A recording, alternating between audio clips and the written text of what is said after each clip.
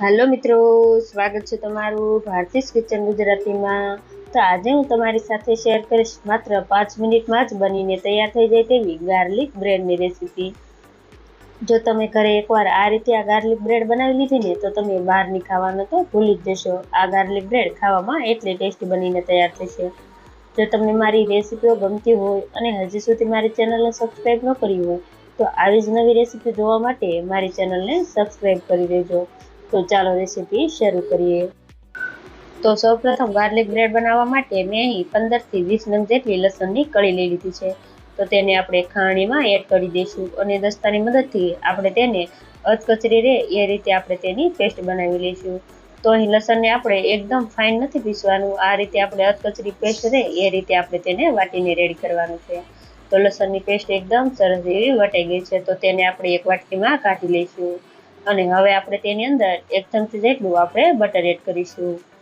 જો તમારે અહીં વધારે માત્રામાં ગાર્લિક બ્રેડ બનાવવાની હોય તો તમારે એ પ્રમાણે વધારે લસણ અને બટરનો ઉપયોગ કરવાનો છે। તો હવે આપણે તેની અંદર અડધી ચમચી જેટલો ઓરેગાનો અને 1 મોટી ચમચી જેટલો આપણે તેની અંદર ચીલી ફ્લેક્સ ઉમેરીશું। સાથે આપણે તેની અંદર ઝીણા કટ કરેલા ધાણા એડ કરીશું અને હવે આપણે આ બધી જ વસ્તુને એકદમ સરસ રીતે મિક્સ કરી લઈશું। તો આ ગાર્લિક બ્રેડ બનતા ખૂબ જ ઓછો સમય લાગે છે અને ખાવામાં પણ ખૂબ જ ટેસ્ટી તૈયાર થાય છે। જો તમારે સવારના નાસ્તામાં આ ગાર્લિક બ્રેડ બનાવવી હોય તો પણ તમે 5 મિનિટમાં જ બનાવીને તૈયાર કરી શકો છો। તો હવે તમે જોઈ શકો છો અહીં આપણે બધી જ વસ્તુને એકદમ સરસ એવી મિક્સ કરી લીધી છે। તો હવે આપણે તેની અંદર 1 થી 2 ચમચી જેટલું આપણે મેયોનીઝ એડ કરીશું। જો તમારે અહીં મેયોનીઝ ન ઉમેરવું હોય તો તમે તેને સ્કીપ પણ કરી શકો છો, પણ મારી પાસે હતું એટલે મેં એડ કરી દીધું છે। અને તમે જોઈ શકો છો આપણી આ ગાર્લિક વાળી પેસ્ટ બનીને રેડી થઈ ગઈ છે। તો હવે આપણે એક બ્રેડ લઈ લઈશું અને તેની ઉપર આપણે આ ગાર્લિક બટર વાળી જે પેસ્ટ બનાવીને રાખી છે તેને આપણે 1 થી 1.5 ચમચી જેટલી આપણે આ રીતે બ્રેડ ઉપર લગાવી દઈશું અને આ રીતે આપણે એકદમ સરસ રીતે આ પેસ્ટ લગાવી દઈએ। ત્યારબાદ હવે આપણે તેની ઉપર 2 થી 3 ચમચી જેટલું અહીં આપણે મોઝરેલા ચીઝ એડ કરીશું અને સાથે આપણે તેની ઉપર થોડું એવું પ્રોસેસ ચીઝ પણ ખમણી લઈશું। જો તમારે અહીં બંનેમાંથી એકનો ઉપયોગ કરવો હોય તો તમે એ રીતે પણ કરી શકો છો, પણ મારી પાસે અહીં બંને ચીઝ છે તો હું બંનેનો ઉપયોગ કરું છું। તો હવે આપણે પ્રોસેસ ચીઝ પણ ખમણી લીધું છે। તો હવે આપણે ઉપરથી થોડા એવા ચીલી ફ્લેક્સ એડ કરીશું અને થોડો એવો આપણે ઓરેગાનો પણ સ્પ્રિંકલ કરી દઈશું। જો તમારે અહીં વધારે તીખું ખાવું હોય તો તમારે વધારે થોડા ચીલી ફ્લેક્સનો પણ ઉપયોગ કરી શકો છો।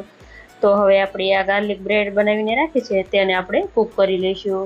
તો એના માટે એક નોનસ્ટિક પેન મેં અગાઉ જ ગરમ કરવા માટે રાખી દીધી હતી। તો હવે આપણે તેની અંદર અડધી ચમચી જેટલું બટર એડ કરી દઈશું અને તેની ઉપર આપણે આ બનાવેલી ગાર્લિક બ્રેડ રાખી દઈશું અને એ સાઈડમાં આપણે નાની વાટકીમાં થોડું એવું પાણી ભરીને પણ રાખી દઈશું, જેથી પાણીના લીધે થોડી વરાળ વળશે અને આપણે આ ચીઝ છે તે એકદમ સરસ એવું મેલ્ટ થઈ જશે।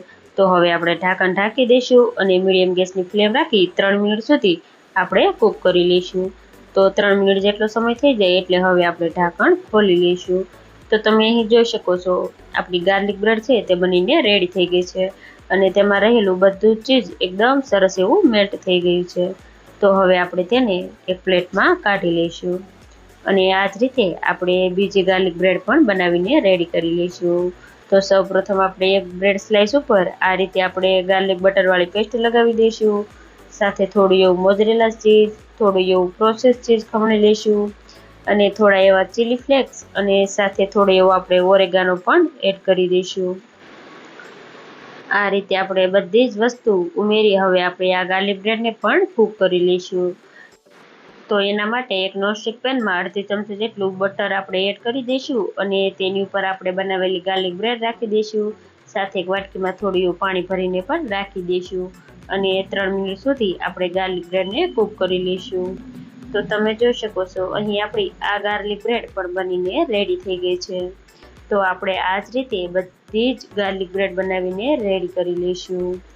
તો જોતાં જ ખાવાનું મન થઈ જાય તેવી, નાના બાળકોથી લઈ મોટા બધાને ખૂબ જ ભાવે તેવી આપણી આ ગાર્લિક બ્રેડ બનીને રેડી થઈ ગઈ છે।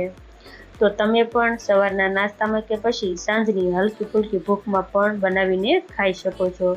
જો તમને મારી આજની આ રેસીપી પસંદ આવી હોય તો મને કમેન્ટમાં જરૂરથી જણાવજો અને જો રેસીપી ગમી હોય તો વિડીયોને લાઈક કરજો, શેર કરજો અને મારી ચેનલને સબસ્ક્રાઈબ કરજો.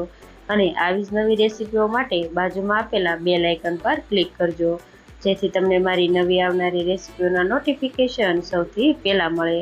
Thanks for watching.